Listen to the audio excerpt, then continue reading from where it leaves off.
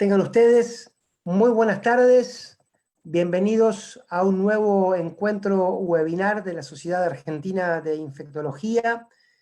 Es para nosotros, en esta cita número 52, un verdadero placer poder contar con estos encuentros, estos eventos, estas reuniones que vienen antes que nada, y así fueron creadas, vienen antes que nada a acercarles a la comunidad en general y a la comunidad científica en particular contenidos veraces, serios y responsables en el marco de esta pandemia, combatiendo lo que la Organización Mundial de la Salud llamó infodemia, que es la epidemia de malas o falsas noticias. Damos la bienvenida a quienes serán los speakers, los relatores de hoy, la doctora Silvia Fonio, allí en Tucumán, y Marcos Formica, en Paraná, Entre Ríos. Brevemente saludamos al doctor Ángel Colque, que es el hacedor principal de este encuentro. Ángel, ¿cómo te va? Agradecemos a la firma Lectus, que es la que permite esta cita. Y vamos a decirles a quienes se están citando ya, valga la redundancia, del otro lado de la pantalla, que afortunadamente esta charla quedará grabada en nuestra página web y en nuestra página de Facebook, con lo cual todo aquel que la quiera compartir, revisar, aconsejar a otros colegas, está más que invitado a hacerlo. El tema de hoy, Ángel, te voy a dar paso a vos como gran anfitrión, es la odontología. Y vos sabrás, Ángel, que nos habrás acompañado en un montón de encuentros, que las especialidades médicas, digo, nos requieren mucho a la SADI. Por fuera de lo que es la clínica general, hay un montón de especialidades que nos dicen, che, pero ¿qué hacemos nosotros? Bueno, hoy la respuesta es para los y las odontólogos y odontólogas. Ángel, buenas tardes. Te doy paso a vos y después sí comenzamos con Silvia y con Marcos. Tu micrófono, Ángel, por favor. Ahora sí. Ahora sí. Buenas tardes a todos. Agradecemos la presencia de Silvia y Marcos en esta presentación, donde realmente en lo que va de la pandemia estamos viendo y tenemos muchas consultas de los odontólogos, principalmente para evaluar cómo va a ser la práctica habitual en esta nueva normalidad. Así que vamos a dar paso a la doctora Silvia Fonio. Ella es infectóloga, ella es de la ciudad de Tucumán, y a Marcos también posteriormente. Bueno, Silvia, un gusto. Bueno, muchas gracias y bueno, vamos a comenzar con la presentación.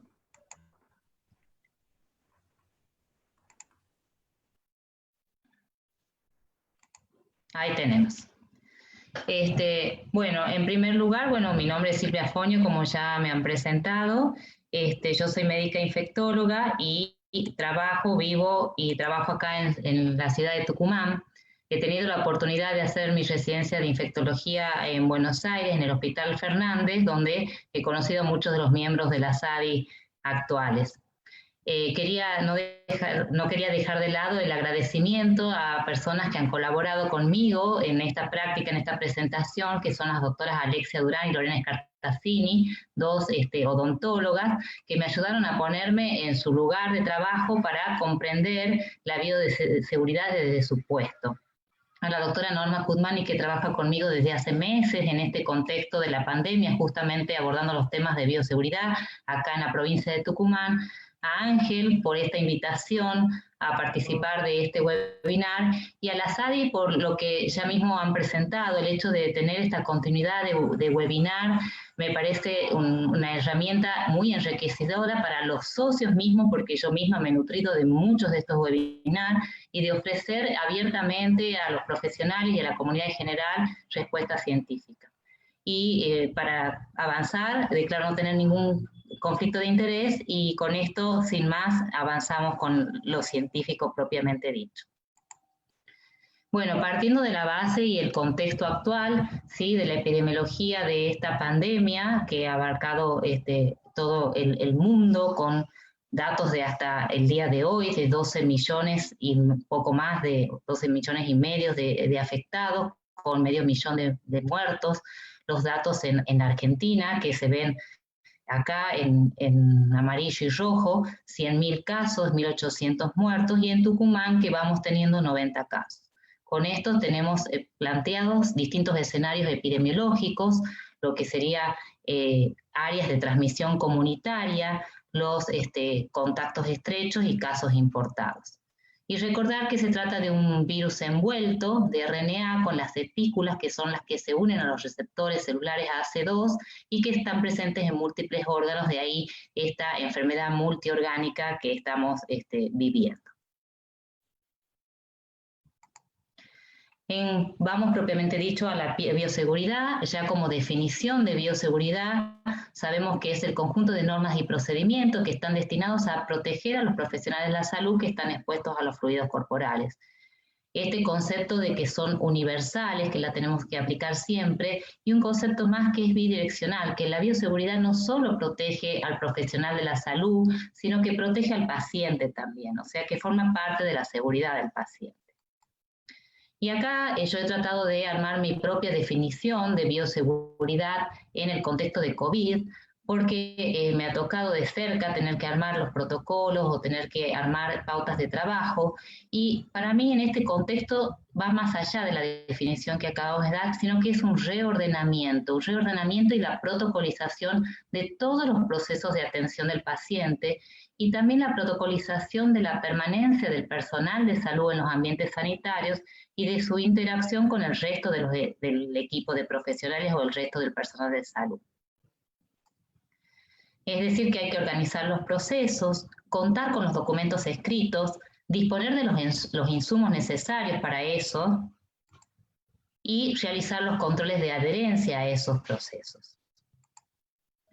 Las causas que pueden aumentar los riesgos de adquirir COVID en ambientes sanitarios son múltiples, pero aquí he enumerado las que me parecen como más relevantes. El hecho de áreas o ambientes laborales donde haya mayor concentración de casos, o en esos ambientes donde hay mayor niveles de exposición a fluidos, la falta de protocolización, la falta de capacitación y entrenamiento, entendiendo que son dos instancias diferentes, capacitación y el entrenamiento, la falta de adherencia, cuando existen las normas, se han capacitado, pero se subestiman esas normas, la falta de insumos, que lo hemos vivido, sobre todo al comienzo de toda esta historia, y el pluriempleo. ¿Cómo se transmite y cómo evitar esta transmisión? Bueno, acá les he traído el breve reporte que hizo la OMS justamente hace 4 días, el 9 de julio, a propósito de que se le solicitó la reevaluación de los mecanismos de transmisión, que es un artículo muy breve donde resume toda la evidencia que hay hasta este momento de los mecanismos de transmisión. En base a eso vamos a ir avanzando sobre cómo evitar esa transmisión. Ya sabemos que existe una transmisión directa de persona a persona con el contacto entre 2 o más personas y a través de las gotitas de flush que elimina la persona que está con el COVID-19, esas gotitas grandes de más de 5 a 10 micras. Y que también existe una transmisión mediada por aerosoles o los núcleos de esas gotitas con menos de 5 micras, más pequeñas, en determinados procedimientos de generaciones aerosoles y favorecidos en ambientes cerrados con escasa ventilación. Y la transmisión indirecta a través de las superficies contaminadas y fomites, donde las manos serían el vehículo y el virus puede ingresar al huésped a través de ojos, nariz o boca. ¿Quiénes transmiten? Bueno, acá entramos en un concepto que ya se viene escuchando hace rato, que es el índice de transmisibilidad, que ronda en una mediana de 2,7 o 2,8, donde una persona es capaz de enfermar entre 2 y 3 personas. Y las medidas de prevención de la transmisión están apuntadas a bajar este índice de transmisibilidad a menor de 1. Y sabemos que transmiten los asintomáticos, los presintomáticos, esos 2 a 3 días previos al inicio de los síntomas, y estos 2 puntos son los que reducen justamente la efectividad de las medidas de prevención cuando estas se las impone o se las implementa desde el paciente sintomático. El paciente sintomático, que es también el transmisor por excelencia, ¿sí? Pero con el sesgo o con el riesgo de que el momento exacto del inicio de los síntomas es subjetivo y esto puede llevar a un tema de subvaloración del inicio de los síntomas. Si nos enfocamos solo en poner medidas de transmisión, de prevención de la transmisión en pacientes sintomáticos, vamos a tener también este problema. Y cada vez se está hablando más y se está acuñando el término de los superdiseminadores, que tienen que ver con varios factores, con el inóculo que tiene el huésped, con características propias del huésped, la generación de aerosoles y los ambientes cerrados. La otra pregunta es ¿hasta cuándo se transmite el SARS-CoV? Y esto tiene que ver con la definición de alta del aislamiento. Acá tienen el link del Ministerio de Salud de la Nación, donde se puede acceder a la definición exacta del alta de aislamiento. ¿Y en qué nos vamos a basar? Bueno, los primeros estudios, lo primero que se fue estudiando es cuánto tiempo se detectaba el virus en el tracto respiratorio superior a través del test de la PCR, ¿sí? Y ya se sabe que unas 2 semanas en asintomáticos, en casos de leves a moderados alcanza hasta 3 semanas o más, y es más aún más prolongado en pacientes graves. Pero esa detección del ARN viral no significa necesariamente que esa persona sea capaz de transmitir el virus. De ahí surgieron los estudios de cultivos virales para detectar justamente la viabilidad, es decir, cuánto tiempo permanece el virus viable, y se ha encontrado que es alrededor de 8 a 9 días desde el inicio de los síntomas en pacientes con enfermedades leves a moderadas. Entonces, entendiendo esto, las medidas de prevención en el entorno sanitario odontológico la vamos a dividir en pautas generales y uso de elementos de protección personal, los famosos EPP para el personal de la salud, los procedimientos de riesgo, las pautas generales para los pacientes y el ambiente físico. En cuanto a las pautas generales para el personal de salud, el primer punto es el reordenamiento, esto que les mencionaba en una de las primeras diapositivas. Uno de los pilares es reducir los encuentros estrechos con los pacientes, siempre que esto sea posible.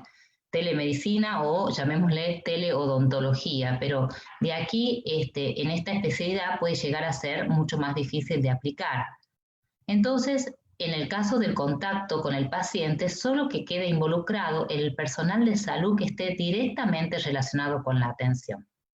Implementar lo que se llaman bundles o paquetes de medidas, que son agrupar las tareas asistenciales para trabajar en forma ordenada, hacer grupos de trabajo, coortizar al personal. Acá justamente esta iconografía lo representa bien, dividir al personal. Podemos tener distintos criterios, o sea, los que ya están capacitados o entrenados, de acuerdo al equipo que se quiere conformar, pero tener este dato de formar cohortes y evitar el agrupamiento del personal de salud en otros ámbitos, ya sea aulas, reuniones, salas de estar, el comedor. Esto lo he resaltado en rojo porque de acuerdo a los reportes que uno percibe de otros profesionales y de lo que uno mismo visualiza, es ahí donde por ahí hay una disminución de la adherencia a las medidas de prevención. El tema de la protocolización, ¿sí? Uno elabora un protocolo de bioseguridad y de uso de elementos de protección personal, y con ese protocolo vamos a llevarlo a terreno, vamos a comunicarlo, capacitar, establecer entrenamientos, que en el entrenamiento me parece muy útil lo que serían los simulacros, ¿sí? Medir la adherencia. Acá está la persona haciendo un checklist y tildando si adhieren, si no adhieren, y el asesoramiento permanente que pueden ir surgiendo a medida que se pone en práctica el protocolo. Yo también en este caso he remarcado en rojo lo que en mi alrededor, en mi entorno, lo que yo visualizo que por ahí están las fallas. Muchas veces tenemos un protocolo que no llega a todo el mundo, o sea que hay una falla en la comunicación. Logramos capacitar, pero hay una falla en el entrenamiento o se pierde la frecuencia del entrenamiento. Y después la adherencia, que interviene la responsabilidad individual de cada uno en adherir a las pautas. Junto con este tema de los protocolos, lo que recomendamos siempre es tener recordatorios y cartelería. de distintas cosas, de la técnica adecuada de colocación, del retiro, de la higiene de manos, del distanciamiento social, de la etiqueta de la tos, y que esos carteles estén en el sitio donde se realiza la práctica. Por ejemplo, una etiqueta de higiene de manos en la zona de un comedor o del distanciamiento social en las salas de estar, el uso de PP en el consultorio directamente donde se realiza la práctica, etc. Otras pautas para el personal de salud es al ingreso a una institución. O sea, el tema del cambio de ropa me parece muy importante. Cambio de ropa de calle por la ropa de trabajo, ¿sí? No trasladarse con la ropa de trabajo. Y para eso hay que disponer de un área específica, un vestuario donde se realice esto. El uso de cubrebocas del personal de salud cuando está en la comunidad, ¿sí? La práctica de higiene de manos y control de síntomas, control de temperatura, y el concepto de no concurrir a trabajar con síntomas, aunque estos síntomas sean leves, no subestimar los síntomas leves y reportarlos siempre a los compañeros y al inmediato superior. Con respecto a este tema de la higiene de manos, para mi concepto, más allá de una acción individual y que estamos reiterando permanentemente todos los que hacemos control de infecciones, que la higiene de manos, los momentos, la técnica, creo que hay que instituir los programas de higiene de manos. Esto se ve un poco más en las instituciones grandes que ya se manejan con programas de higiene de manos, pero por ahí en las instituciones más pequeñas no se lo visualiza tanto o no está implementado. La higiene de manos tiene que ser una política y una prioridad institucional donde se pongan los puntos de higiene de manos, los lugares de acceso a los dispensers, a los lavabos en todos los sectores, según corresponda, con la señalética adecuada, se hagan prácticas de entrenamiento de la técnica y que se definan más allá de los 5 momentos de la OMS, los momentos para cada uno de acuerdo a sus tareas. El momento para el odontólogo, los momentos de higiene de mano para los administrativos, para el personal de limpieza, para el personal de mantenimiento, para los pacientes, y tener dentro de este programa de higiene de manos lo que es la reposición de insumos, bien definidos, el responsable. Muchos de nosotros más de una vez nos ha pasado pasar por un punto de higiene de manos y que no estén repuestos los insumos, ya sea el papel o las soluciones alcohólicas, que haya una logística de compra en la cantidad suficiente y de calidad adecuada. También sabemos que cuando ofrecemos insumos de higiene de manos de mala calidad, esto va en contra de la adherencia y disminuye justamente la adherencia del personal. Otra pauta para el personal de salud es el distanciamiento social. Mantener la distancia de 2 metros, esto con los pacientes, o sea, disminuyendo la interacción estrecha con los pacientes y con los compañeros, lo vuelvo a resaltar. Y esto va de la mano de comprender muy bien la definición de contacto estrecho, que ahí tienen el link también para leer la de Nación, donde en contacto estrecho interviene este tema de la distancia, del tiempo de exposición, el tiempo de mayor de 15 minutos, y del uso de barreras físicas y elementos de protección personal, que esto nos va a servir para ir entrando en los puntos sucesivos de la presentación. Hablando del equipo de protección del personal de salud, ¿sí? El uso del equipo de protección del personal de salud tiene que ser adecuado al mecanismo de transmisión del germen, en este caso el mecanismo de transmisión del virus, que ya dijimos que es contacto directo y por gotitas y en determinadas circunstancias por aerosoles, y al riesgo de exposición del personal de salud, qué puesto de trabajo tiene o qué tareas tareas asistenciales o no asistenciales realiza, sabiendo que su uso inadecuado puede causar contagios. Acá tienen el recordatorio de la SADI con los 3 niveles de equipamiento de protección del personal, nivel 1, nivel 2 y nivel 3, basados en los mecanismos de transmisión del virus.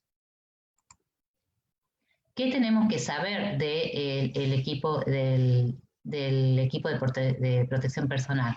¿Qué nivel vamos a usar de acuerdo a nuestras prácticas? ¿Cómo y dónde colocarlo bien? ¿Cómo retirarlo? ¿Dónde retirarlo? ¿Cuáles son las partes más contaminadas? ¿Cuáles son las partes más limpias para poder retirarlo con seguridad? Y asimismo, como dijimos, la gestión de insumos en el programa de higiene de manos, esto tiene que ir acompañado de la correcta gestión de insumos y de entrega de los elementos de protección personal. Acá tenemos el nivel 1 y el nivel 2. Estos son los que se usan justamente por el tema de precauciones de contacto y gotitas, pero siempre que no haya procedimientos generadores de aerosoles. Y básicamente el nivel 2, lo que va a tener de característico es el uso de camisolín hidrorrepelente, ¿sí? Y de cubre calzado o botas, porque estamos hablando de exposición a fluidos corporales, pero sin la generación de aerosoles.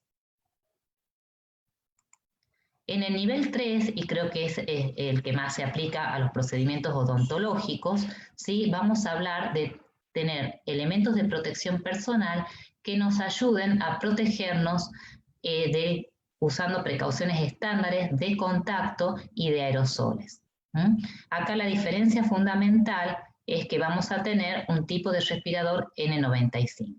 Repasándolo completamente, vamos a tener un camisolín hidrorrepelente, cubre calzado o botas, ¿sí? Es de buena práctica el uso de cofias también, la protección ocular, que es de preferencia la máscara facial, y el respirador N95. Muy vinculado con este tema de cuál equipo de protección personal usar, está la organización de los espacios físicos para su colocación y para su retiro.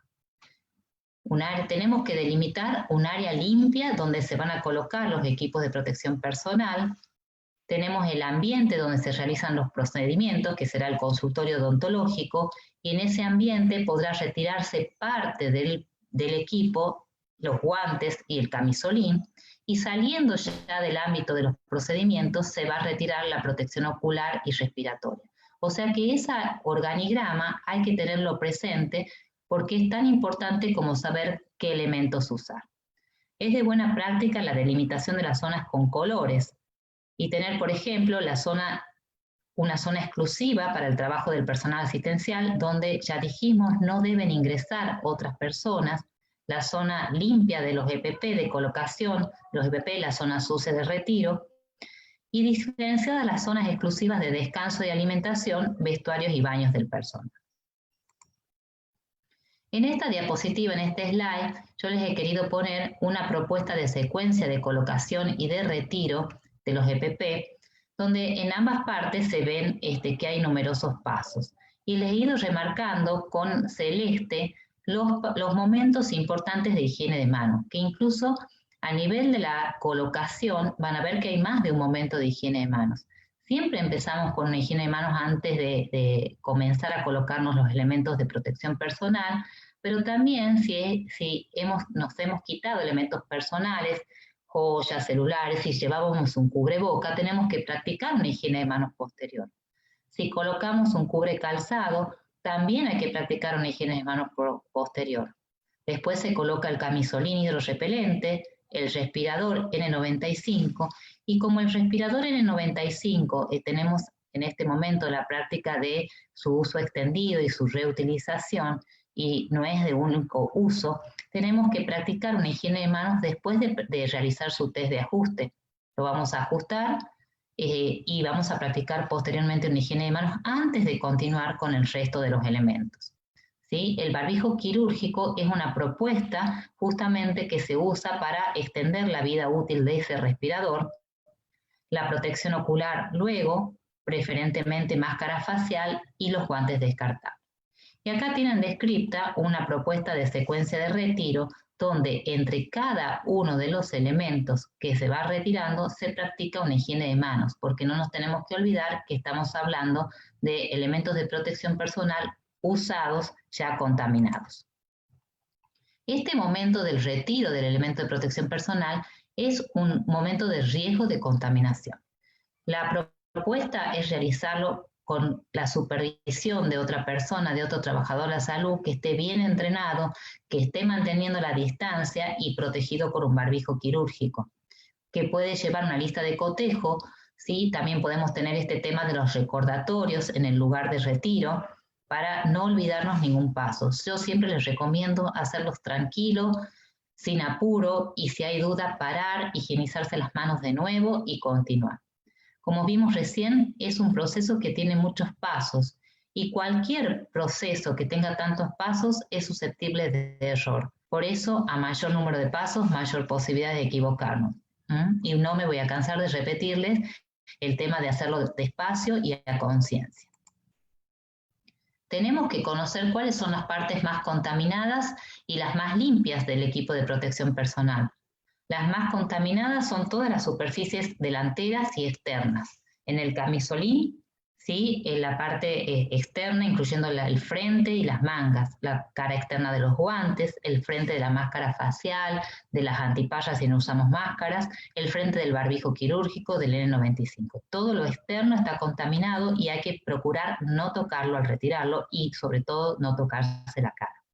Y las partes más limpias es la cara interna de los guantes, la cara interna del camisolín, la cara interna y las tiras de sujeción del barbijo, del respirador N95, de las antipallas y de la máscara facial, que son los lugares de donde vamos a ir tomando cada uno de estos elementos para ir retirándolos.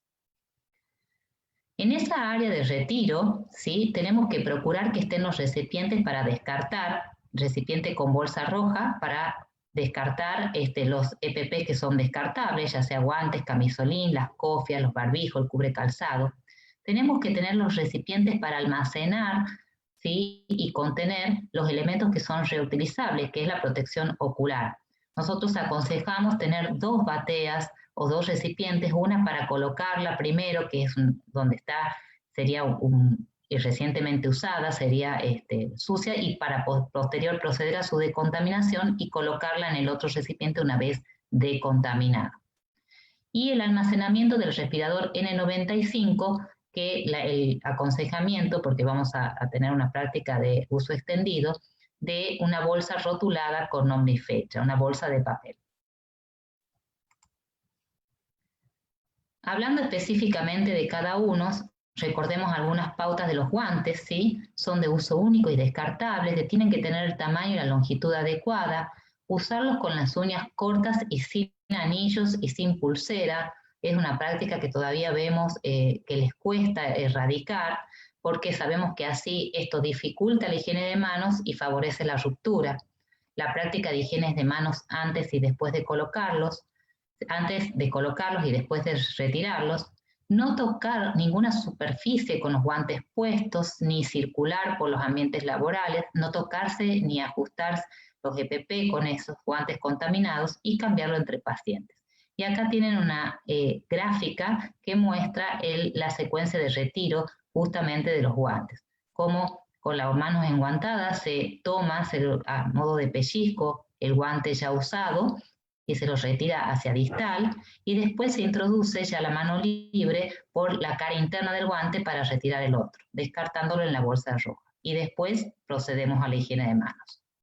Con respecto a los camisolines y batas, recordar que sean de mangas largas, con puño, que el largo del camisolín sea por debajo de la rodilla, que tenga una sujeción posterior, el material hidrorrepelente y cambiarlo entre paciente y paciente.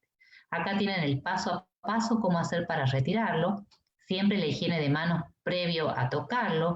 Vamos a desatar las tiras de atrás, ¿sí? Y ir tocando solamente la parte interior del camisolín y retirándolo desde el interior, enrollándolo sobre su parte externa, la que hay que tratar de no tocar en ningún momento, y descartar en la bolsa roja con la posterior higiene de manos.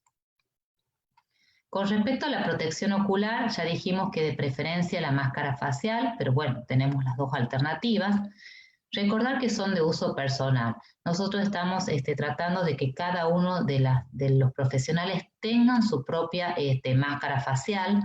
Deben ajustarse bien alrededor de los ojos y no producir lastimados ni presiones sobre la piel, no dañar la piel, ser de material antiempañante, de fácil limpieza, porque justamente deben limpiarse y desinfectarse entre cada uso, entre cada paciente, y recordar que los anteojos personales no los sustituyen. Y permitir el uso de los anteojos personales, los anteojos graduados, simultáneamente que se usa la máscara facial. Para retirarla, tomarla de la banda de sujeción, a nivel de la parte posterior de la cabeza, ahí tienen en el gráfico, y colocarla en el recipiente donde se va a proceder la limpieza y desinfección. Recuerden la propuesta de tener 2 recipientes y una mesa de apoyo lo suficiente porque son elementos grandes para trabajar cómodamente. Vamos al tema del respirador N95, ¿sí? Recordar que tienen que estar certificados, ¿sí? Y que tiene que tener, además, o sea, el certificado del filtro y del diseño, un diseño que no colapse contra la boca. Hay que practicar la prueba de fuga cada vez que se lo va a usar, haciendo una inhalación profunda y viendo que se adhiera a la piel de la cara, del rostro, se colapse levemente, y una exhalación también para ver que no haya fuga por los costados. Como tenemos que hacer todas las veces esta prueba, practicar la higiene de manos después de realizarla. No tocar su interior y descartarlos inmediatamente, si bien estamos haciendo el uso extendido, descartarlo inmediatamente si se encuentran contaminados con fluidos biológicos, dañados, humedecidos. Recordar para retirarlo, tomarlo de la tira de sujeción, que es la parte menos contaminada, tratar de no tocar ni la superficie interna ni externa. Es una práctica difícil, hay que entrenarse, y guardarlo en la bolsa de papel, que debería estar, como dijimos, rotulada con la fecha de inicio del uso y con el nombre de la persona, y practicar la higiene de manos posterior. Entonces hemos mencionado varias veces el uso extendido y la reutilización. ¿Qué significa el uso extendido? Usarlo durante varias horas sin retirarlo. El número de horas no está claramente definido, pero las guías recomiendan a un máximo de 6 horas. Y el otro concepto de la reutilización del respirador N95, cuando se lo retira y se lo recoloca entre cada encuentro con un paciente y se lo almacena en el medio mientras permanezca funcional. Siempre tiene que estar funcional. Esta práctica de usar un barbijo quirúrgico encima, el fin que tiene es disminuir la contaminación externa, justamente para poder hacer uso de la reutilización. Entonces el barbijo, colocarlos bien, sin estar las tiras cruzadas, la tira inferior atada a nivel de la nuca, la otra a nivel de la coronilla, y retirarlo cuando ya salimos de la zona de procedimientos, ¿sí? Se los va a retirar primero antes que el respirador N95, desatando la tira de la nuca primero, luego la superior, tomándolo de las tiras de sujeción, se lo descarta en la bolsa roja y se practica la higiene de manos. Ahora, pasado este tema de los elementos de protección personal, vamos a mencionar los procedimientos de riesgo. O sea, odontología va de la mano de procedimientos de riesgo que aerosolizan, que liberan y salpican fluidos. Entonces, las recomendaciones es tratar de avanzar o implementar todas las prácticas que disminuyan la aerosolización, ¿sí? Por ejemplo, disminuir o evitar el uso de ultrasonidos o instrumentos rotatorios neumáticos. Y en este tema, cada odontólogo, ¿sí?, va a evaluar en base a su propio criterio clínico, profesional y a las circunstancias del paciente. Acá hay algunos ejemplos que se mencionan en las guías consultadas. Está la guía, las recomendaciones del Ministerio de Salud de la Nación, del CDC, la de la Asociación de Odontología Argentina, de qué prácticas pueden ser consideradas que disminuyen la aerosolización. Una de ellas es el uso del campo de látex, ¿sí? Otra es la aspiración con alta potencia, usando una funda descartable en la manguera del aspirador, el uso de técnicas de restauración mínimamente invasivas o atraumáticas, solo con instrumentos de mano, el evitar el uso de la jeringa triple que aerosoliza, y preferentemente secar con gasa.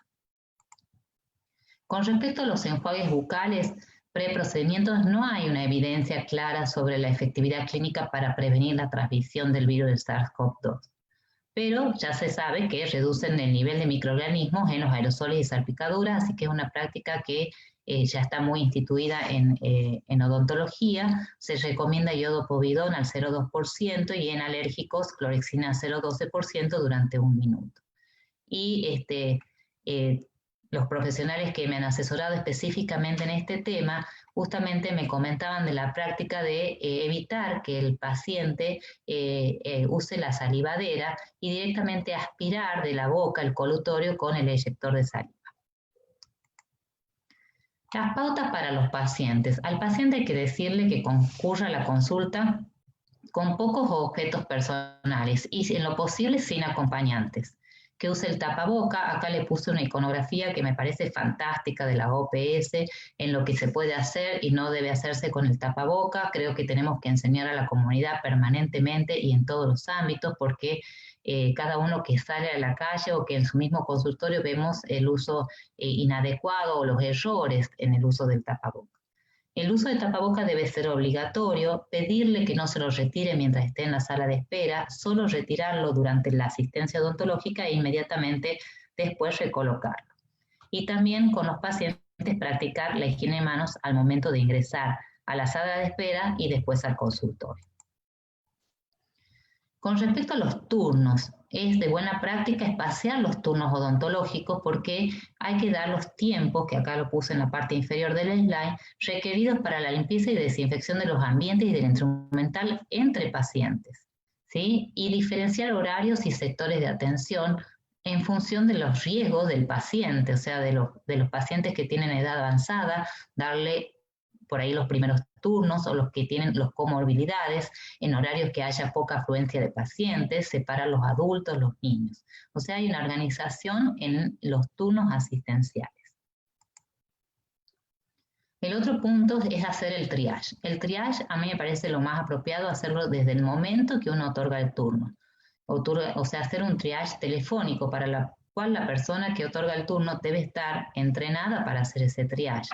Y después repetirlo en forma cercana a la consulta y en el momento que ingresa el paciente. ¿Para qué? Para identificar las infecciones en forma temprana. No nos tenemos que olvidar este tema de los asintomáticos, si han tenido factores de riesgo o nexo epidemiológico, que puede haber pacientes que estén en su fase presintomática o que minimicen los síntomas leves. Transmitirle al paciente el no concurrir si está con síntomas respiratorios y posponer la consulta mientras esto se pueda. Estas tres categorías me parecieron muy gráficas para tenerlas en cuenta, que en un triage puedo yo tener un triage negativo, o sea, tratándose de un paciente asintomático y que le dio el cuestionario negativo, no tiene nexo, no viajó, no estuvo en contacto, no es contacto estrecho, no tiene una ocupación de riesgo. Puede ser un triage positivo, o sea que al hacer el triage salga la sospecha de COVID, en donde hay que redireccionarlo al paciente, o puede ser un caso confirmado previamente COVID, que hay que ver en qué tiempos estamos de su estadio de la enfermedad. Vamos a hablar un poquito ahora del ambiente físico, cómo vamos a implementar medidas de protección a nivel del ambiente. Una de las medidas son las barreras. Las barreras nos ayudan muchísimo a mantener el distanciamiento y a evitar la transmisión. Pueden ser ventanas de vidrio plástico, por ejemplo en las áreas de recepción, usar paneles divisorios entre los puestos de trabajo, manteniendo una distancia de 2 metros entre los sillones odontológicos, y diferenciar, como hemos dicho antes, los espacios por tipo de procedimiento o las funciones. Por ejemplo, un espacio donde no se practican procedimientos de generadores de aerosoles, un área donde sí se realizan, el área de colocación de los EPP limpia, el área de retiro de los EPP sucia, el área de vestuario, el área de comedor, etc. También en relación al ambiente físico tenemos el tema de la ventilación. Acá en los parámetros de ventilación fundamentalmente tenemos dos, o ventilación natural o artificial, o la combinación de ambas, que es la ventilación mixta. La ventilación natural a través de las puertas y ventanas, y la ventilación artificial a través de dispositivos. Y estos dispositivos tienen que tener su mantenimiento. La mayoría de nosotros trabajamos en lugares donde hay pocos o casi nada de dispositivos que ayudan a la ventilación, ¿sí? Y tienen que tener un flujo unidireccional desde las zonas limpias hacia las zonas contaminadas. Hay una tasa de recambio de aire apropiada y la distribución del flujo de aire. O sea que hay varios aspectos que hay que considerar. Por eso mi recomendación es que en relación a esto, consultar a un profesional que esté familiarizado con esto y que pueda determinar las direcciones y los flujos de aire que corresponden. Y muy relacionado con la ventilación, tenemos la climatización del ambiente y las recomendaciones de no usar aires acondicionados que recirculen el aire. Otros elementos del ambiente físico es a nivel de determinados espacios, por ejemplo en la recepción, ahí donde tenemos que practicar el tema de la higiene del calzado, señalizar los espacios con una separación, de marcar en el piso o de alguna manera de hacer una demarcación de 1,5 a 2 metros, ya dijimos de la pantalla de acrílico. La recepcionista debe estar con barbijo, al paciente hay que pedirle que no deambule, que permanezca sentado y con el cubreboca todo el tiempo y retirar todo mobiliario y todo elemento que sea innecesario. Folletos, revistas, adornos. Yo recalco acá el tema de los controles remotos, superficie de altamente tocada. Espaciar las sillas o distanciarlas. Si son sillas unidas, a veces se pone cinta para anular y no permitir que se sienten 2 personas simultáneamente.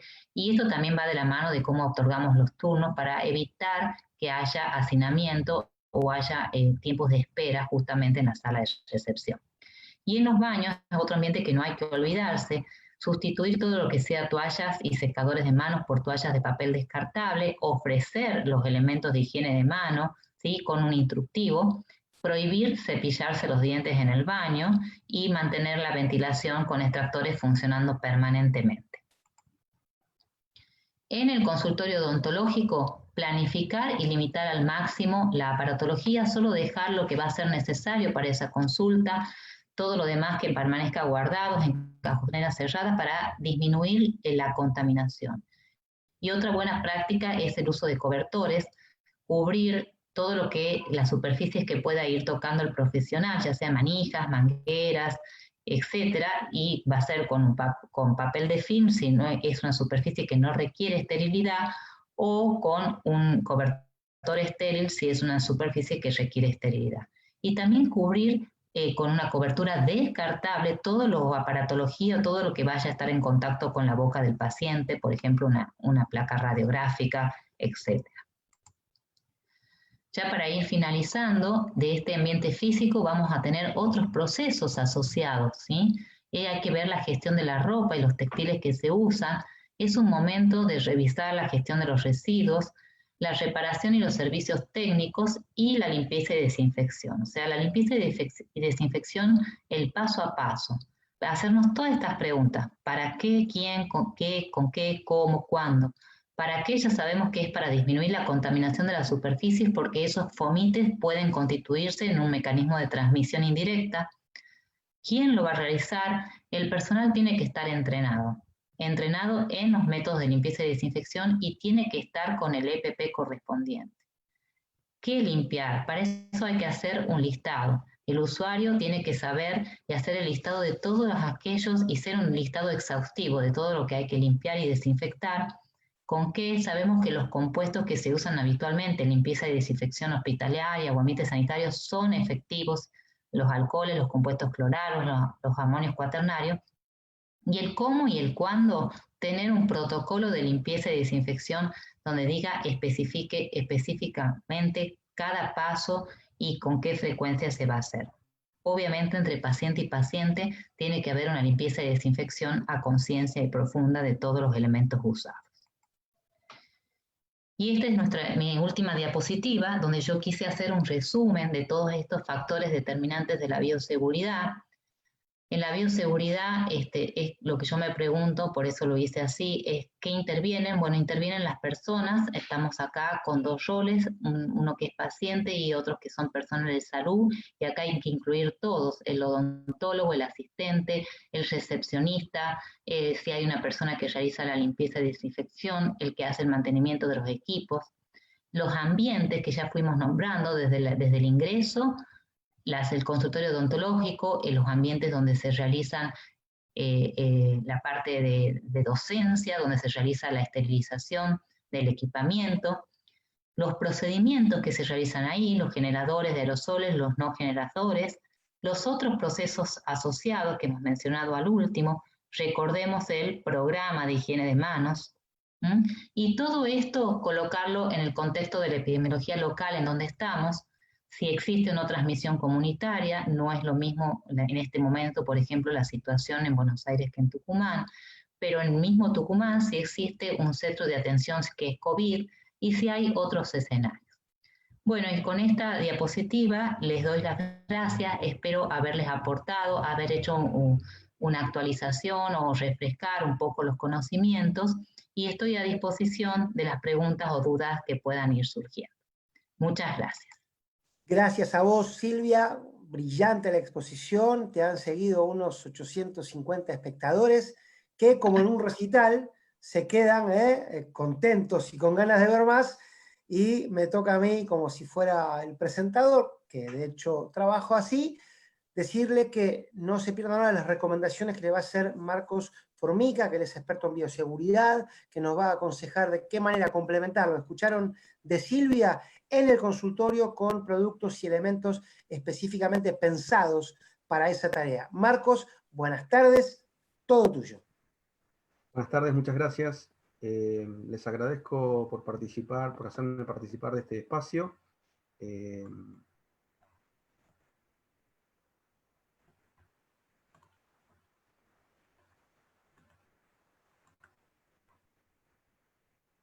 Bueno, yo voy a hablar específicamente de conceptos de limpieza y desinfección en el área odontológica, siguiendo la temática que presentó Silvia, utilizando algunos conceptos y algunas herramientas que ya mencionó. La idea principal es brindarles algunos conceptos simples a la hora de trabajar específicamente con esta pandemia, con este agente patógeno, y obviamente reforzar los distintos procesos de limpieza y desinfección e higiene personal que obviamente llevamos a cabo en cada ambiente de trabajo.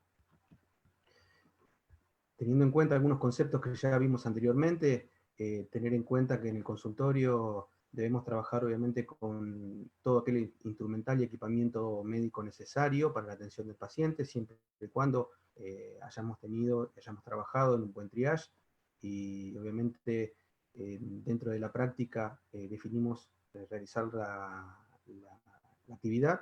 Vamos a trabajar específicamente contando con los elementos necesarios, los agentes necesarios específicos, aquellos agentes que van a entrar en juego en lo que es la limpieza y desinfección del instrumental, la limpieza y desinfección de los equipos, del ambiente.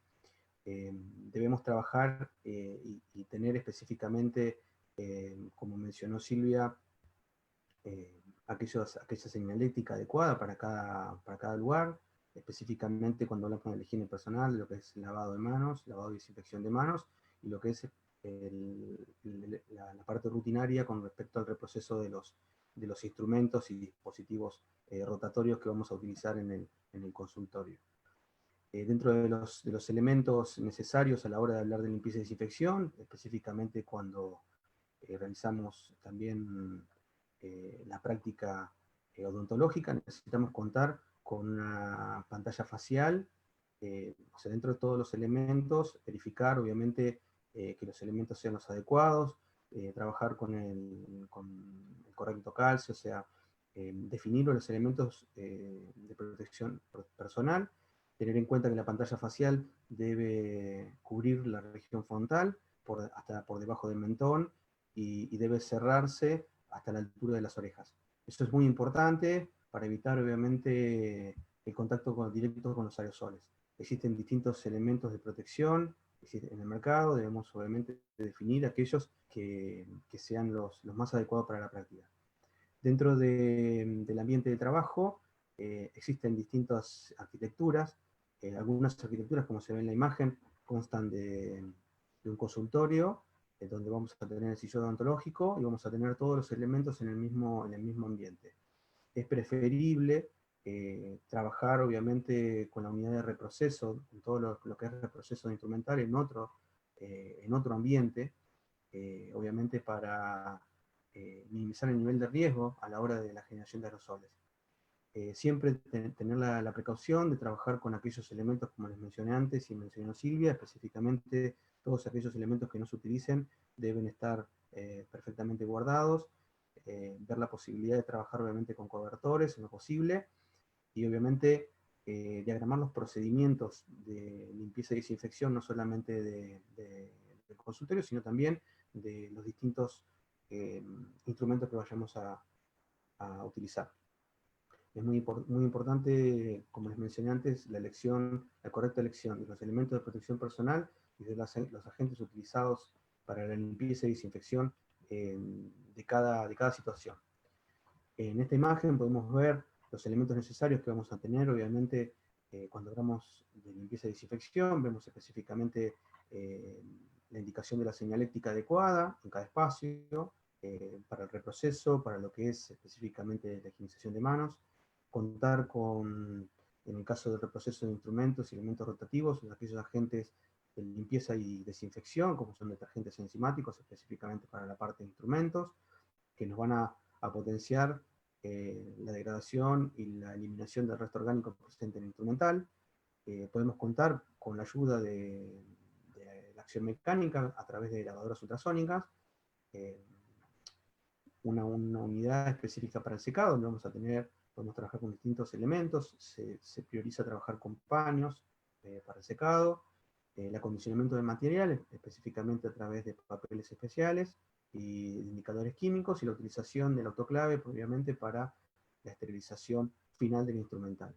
Obviamente es necesario trabajar con agentes contar con agentes químicos como jabones neutros para la higienización de manos, alcohol en gel, específicamente soluciones de desinfección de manos de base alcohólica.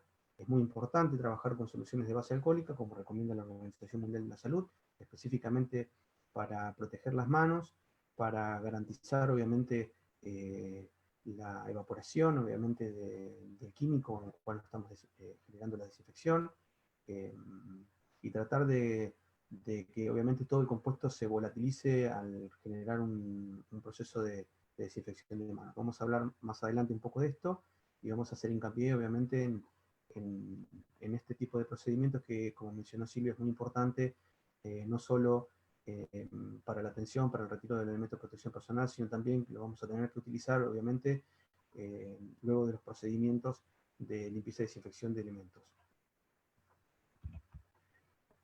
Como les mencioné, se clasifica la limpieza y desinfección en dos ramas muy importantes. Vamos a hablar específicamente de instrumental y dispositivos médicos, aquello instrumental que se utilizan en la práctica, aquellos elementos que definamos en función de lo que les mencionamos anteriormente para la práctica, específicamente aquellos elementos rotatorios. Y vamos a clasificar también la limpieza y desinfección para lo que es equipamiento, superficies altas y obviamente superficies bajas relacionadas con el suelo. Es muy importante para esto, obviamente, para estos dos procedimientos o estas dos clasificaciones importantes, contar, obviamente, con formulaciones clínicas aprobadas por ANMAT. Específicamente son formulaciones que están ensayadas o deben estar ensayadas para su utilización en ambientes médicos, en ambientes odontológicos, donde nos podemos encontrar con agentes complejos, no solamente con el SARS-CoV-2, sino nos podemos encontrar con otro tipo de agentes complejos, como ser bacterias, hongos, que pueden ser de muy difícil remoción. Tenemos en cuenta que, y como se mencionó anteriormente, este agente patógeno es un agente bastante lábil, que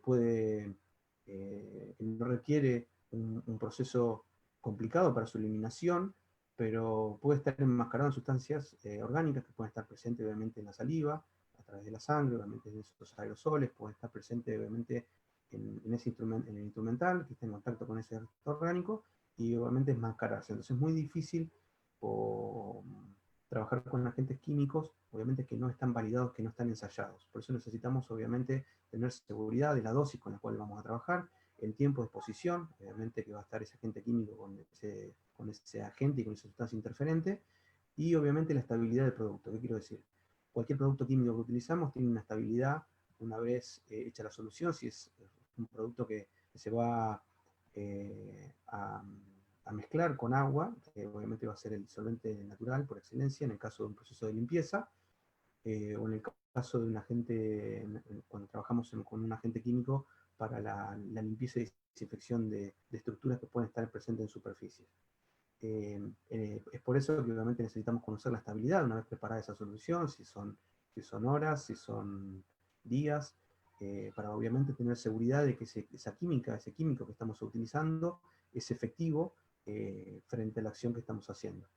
Necesitamos contar y analizar la ficha de seguridad para obviamente protegernos por la emanación de vapores.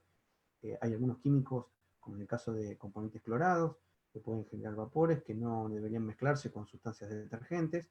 Obviamente debemos conocer, debemos analizar esos principios, tener conocimiento previo para poder utilizarlos, determinar obviamente en cada situación la compatibilidad de los materiales. Estamos hablando obviamente de plásticos, polímeros, aceros, aleaciones, titanio, obviamente conocer si esos químicos son compatibles con los elementos que estamos utilizando, obviamente para preservar el instrumental, las instalaciones, ya sea los plásticos, los materiales con los cuales está diseñado el sillón odontológico. Necesitan obviamente trabajar con químicos que no agredan, que no generen una corrosión, no solamente en metales, sino un envejecimiento acelerado en este tipo de elementos, obviamente por la acción química. ¿Qué se busca con un químico, ya sea para limpieza y desinfección? Obviamente, reducir la toxicidad para el hombre, reducir la toxicidad para el medio ambiente en esa composición, y generar una eficacia antimicrobiana, lo más alto posible. Obviamente, siempre que hablamos de un agente desinfectante, lo que se busca es que sea virucida, bactericida y fungicida, a la dosis de uso, con la menor evaporación de vapores posible, y obviamente que a esa dosis no sean perjudiciales para la salud. Existe una norma internacional, la N14476, en los cuales definen la acción virucida, específicamente aquellos químicos que están ensayados para la eliminación de este tipo de agente, con los cuales estamos tratando y trabajando hoy en día.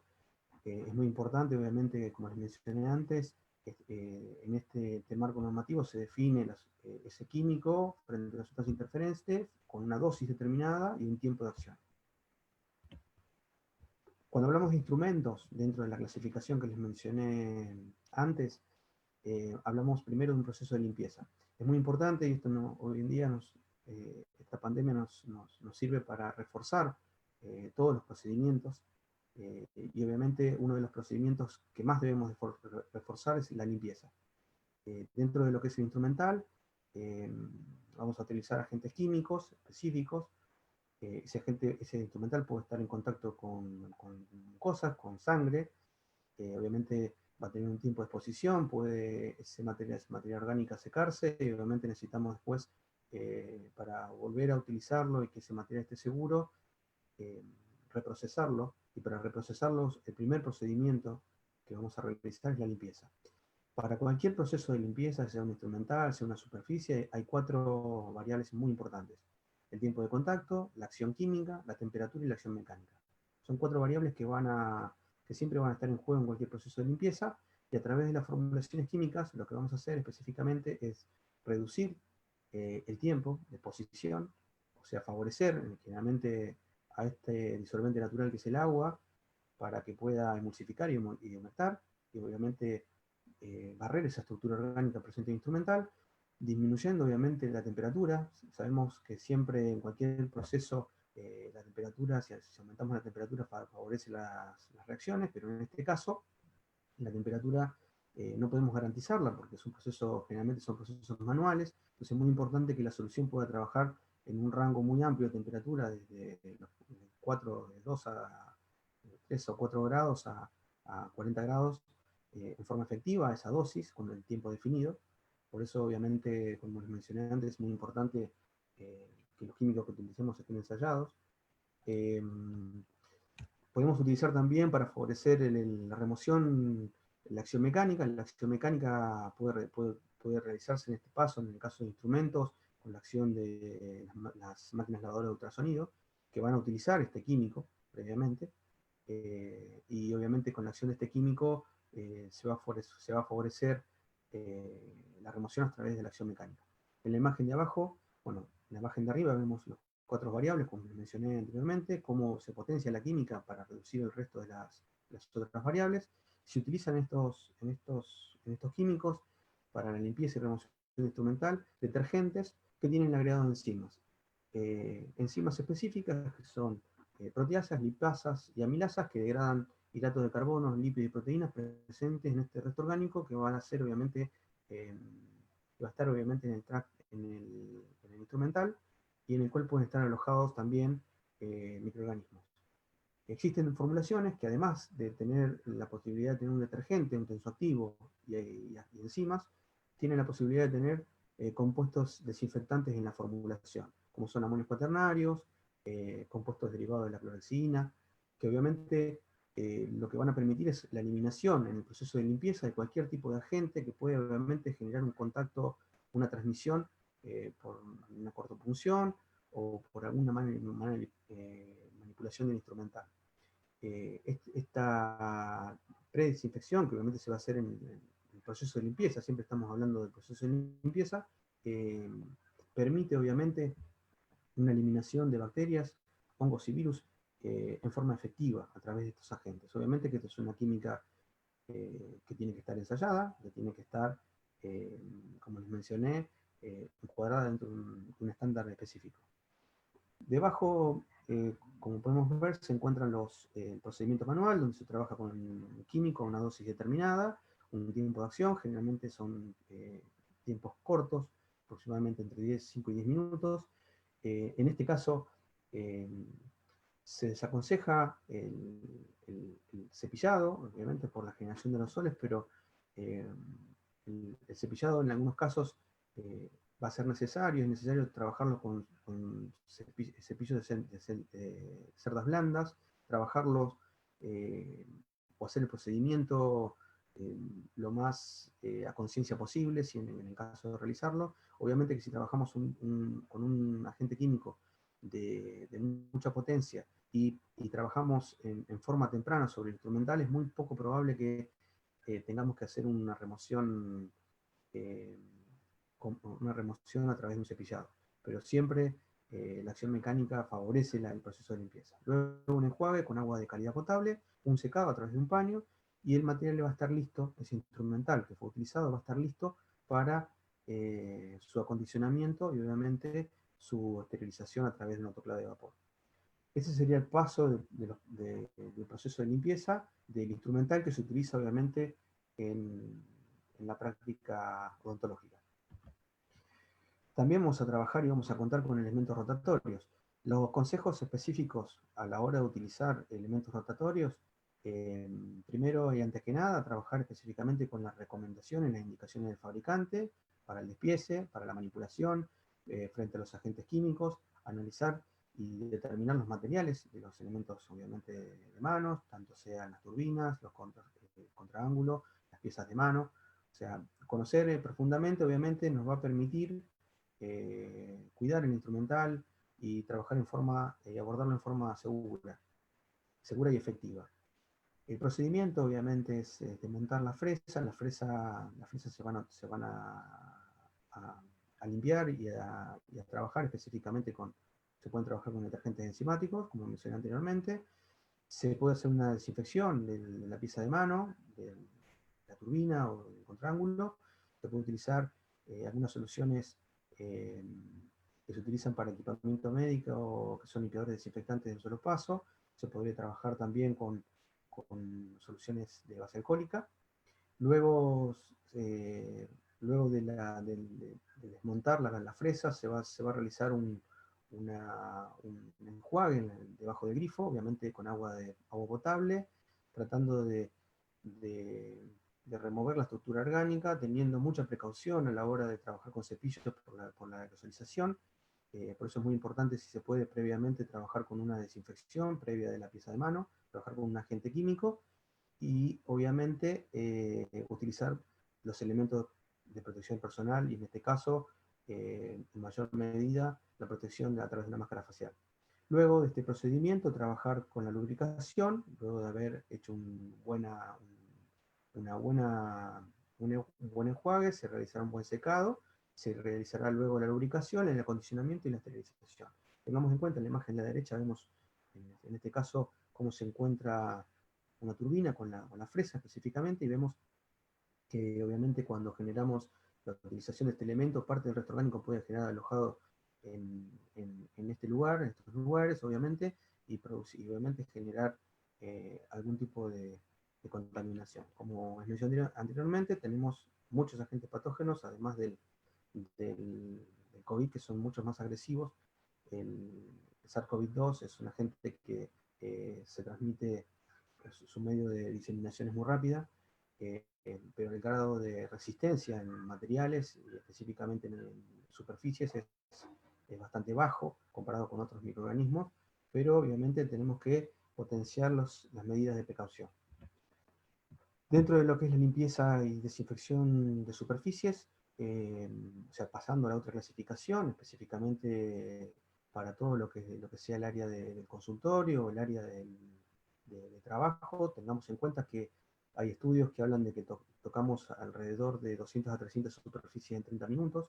Eso es mucho. Superficies, como podemos ver en la imagen, distintos tipos de superficies, van desde picaporte, sistema de accionamiento de luminarias, teclados, celulares. Celulares es un elemento que tenemos que tener mucho cuidado, porque es un elemento muy distractivo, es un elemento que debemos dejarlo fuera de la práctica,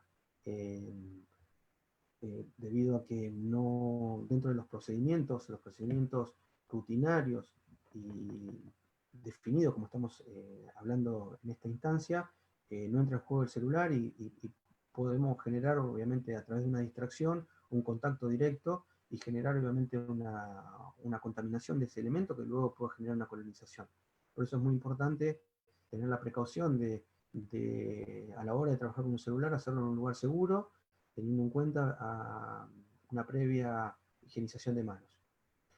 Dentro de la superficie de contacto, como les mencioné, es importante trabajar obviamente con agentes químicos. Se utilizan hoy en día agentes limpiadores y desinfectantes de un solo paso, ya que la limpieza y desinfección tiene que ser periódica, rutinaria, y va a ser obviamente con mayor insistencia. Necesitamos trabajar con químicos que no sean agresivos, sean lo más amigables posibles con los elementos, y obviamente sean efectivos.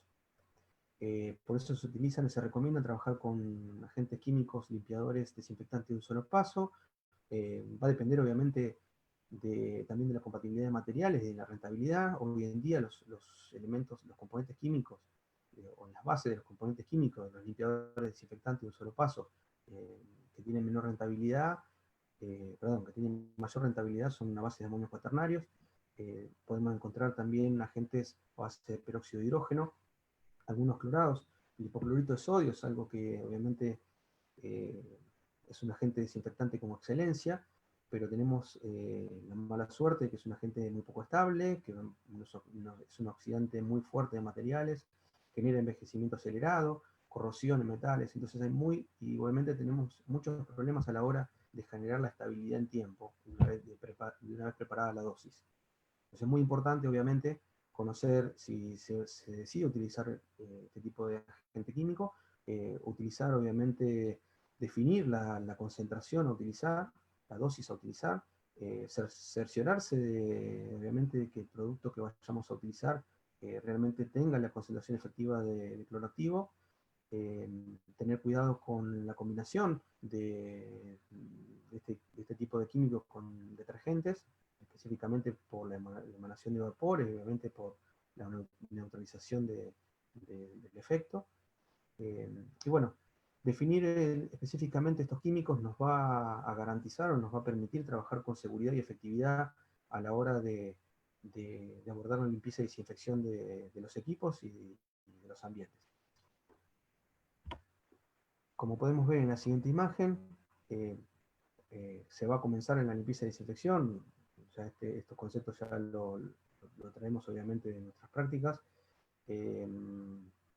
Siempre empezando por las superficies altas, vamos a trabajar obviamente teniendo en cuenta aquellas superficies de riesgo y altamente tocadas. Aquellas superficies de riesgo son las que obviamente se pueden depositar aquellos aerosoles que van a provenir obviamente de la práctica que hemos realizado. Es muy importante definir en forma secuencial los pasos, trabajar obviamente con agentes químicos, no rociar directamente sobre la superficie, trabajar siempre con un paño, puede ser un paño, se aconseja trabajar con paños descartables, obviamente paños pueden ser de polipropileno y celulosa, son paños más resistentes que el papel convencional, papel descartable.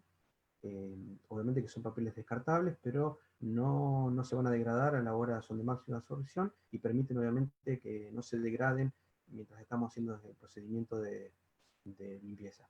Trabajar obviamente teniendo en cuenta el paso sobre la superficie, en un solo paso, no volviendo sobre la superficie ya limpia, realmente la superficie ya se limpió, y trabajar obviamente desde las superficies altas hacia las superficies bajas.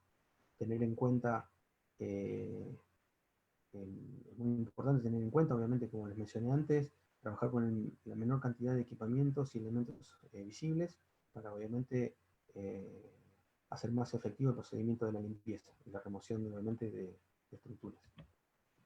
Un tema a tener muy en cuenta a la hora de trabajar con la parte de equipamiento, específicamente cuando hagamos la desinfección del sistema de aspiración. Existen distintos sistemas de aspiración. Tenemos aquellos que trabajan en seco y aquellos que se denominan sistemas de aspiración húmedos.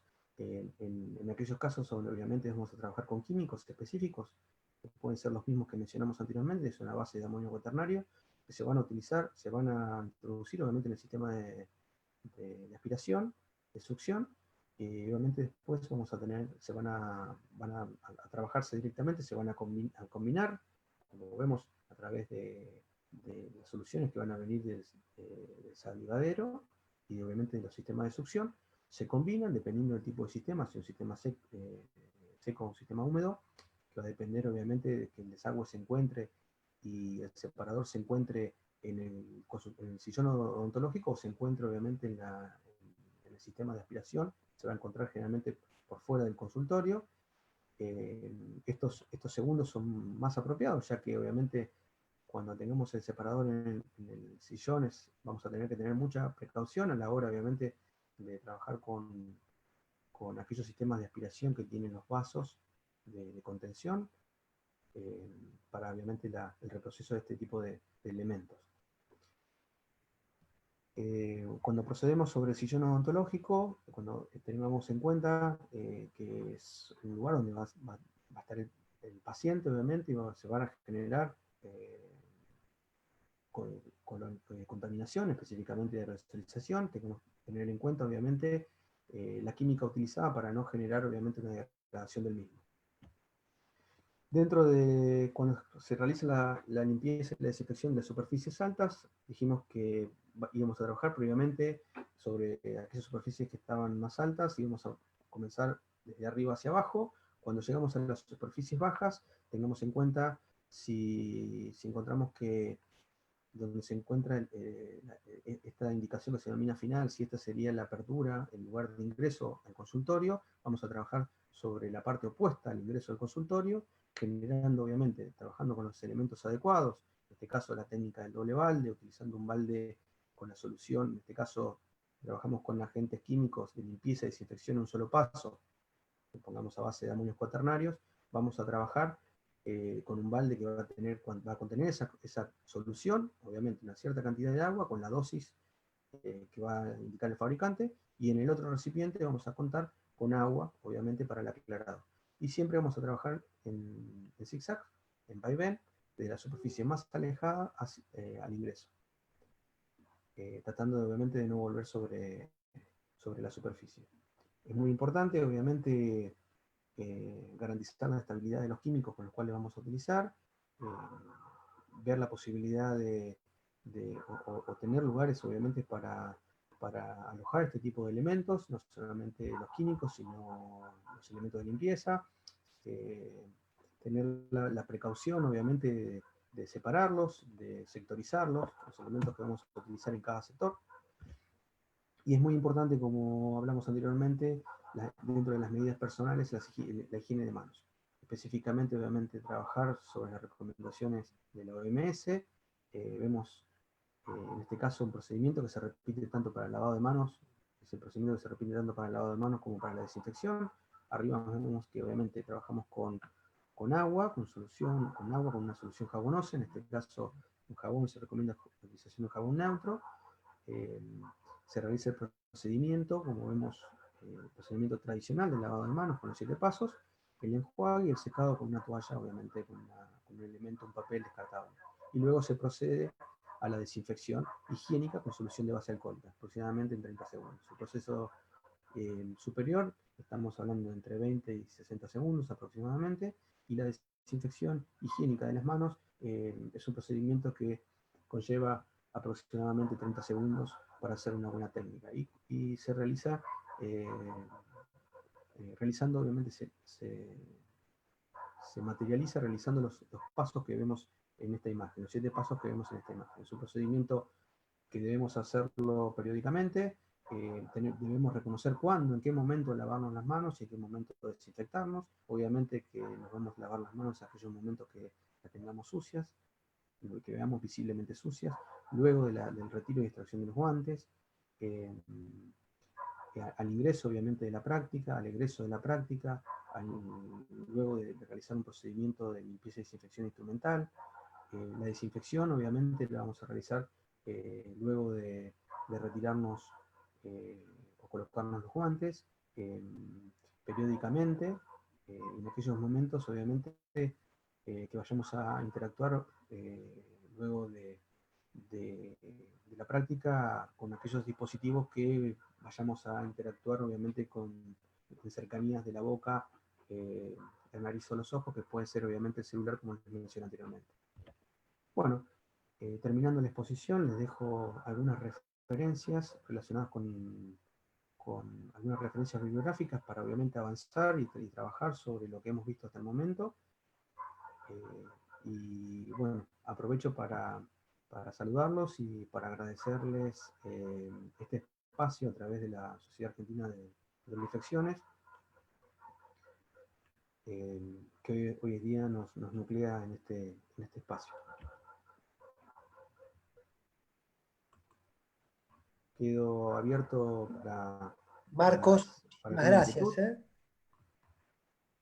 Sí, gracias Ángel, también por estar allí cerquita, gracias Silvia.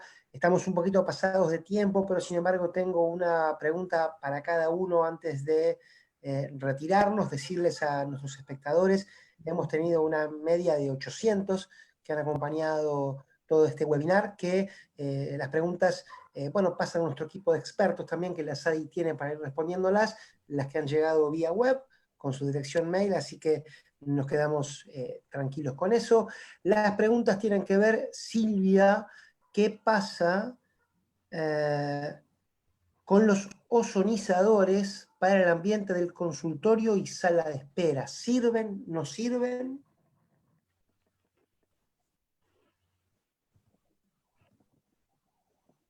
Habilitar tu micrófono, Silvia, por favor. Ahí está.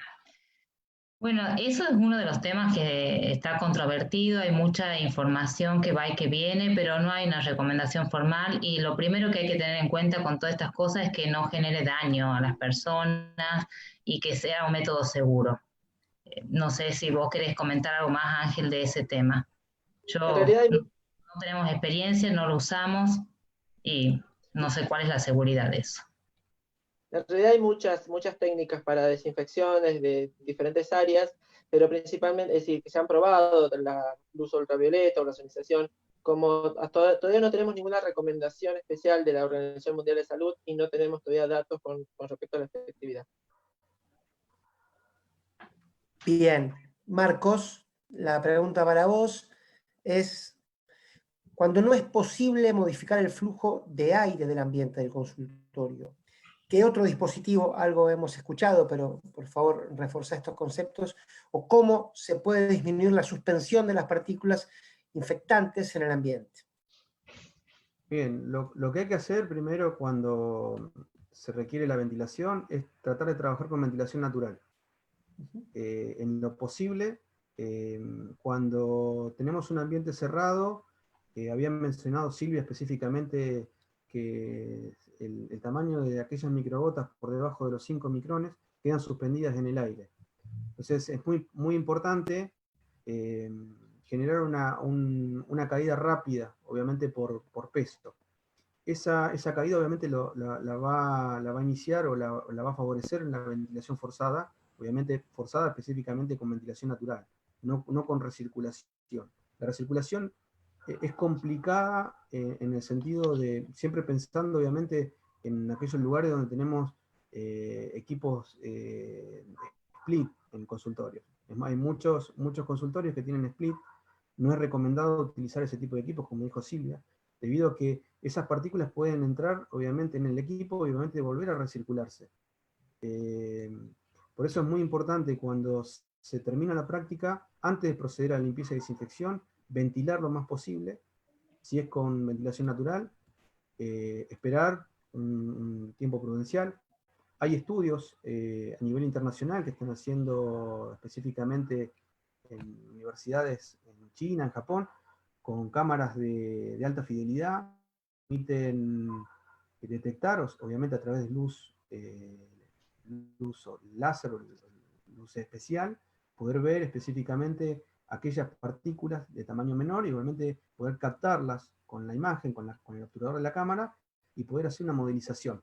Eso obviamente nos permite tener un radio de cobertura de esos aerosoles que se generan cuando uno habla, para dar un ejemplo, y obviamente tener una modelización a través de un software de cómo es el tiempo de sobrevida de esas partículas en el ambiente, cuánto es el tiempo de caída, y obviamente cómo se favorece a través de las corrientes de aire. Las corrientes de aire que son obviamente, en este caso, como les mencioné, favorecer a través de aire natural.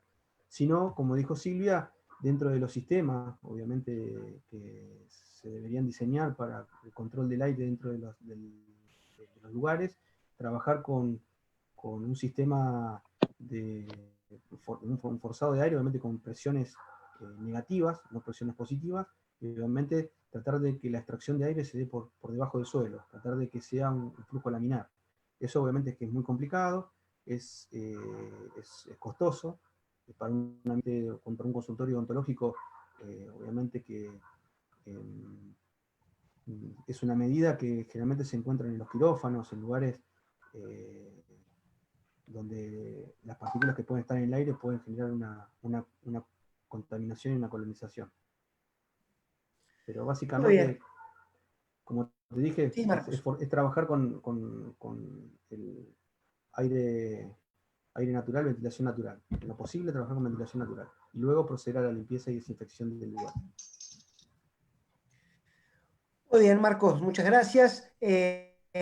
Silvia, ¿algo para completar, Ángel?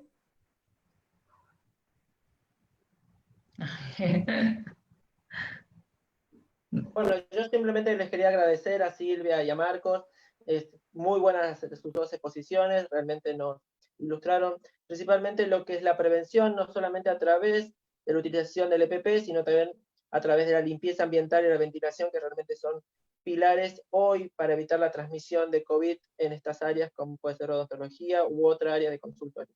Gracias a los dos y realmente gracias, Diego, por la invitación. Gracias a ustedes, a todos de Paraná, Tucumán, Ciudad Autónoma de Buenos Aires. Hemos hecho una hermosa red para seguir con este rol de la SADI, como les decía al principio, llevar contenidos científicos veraces a la comunidad científica en particular y la comunidad toda en general. Gracias a Lectus también por acompañarnos. Será a todos ustedes hasta la próxima. Gracias y buenas tardes. Muchísimas gracias, hasta luego. Hasta luego. Chao.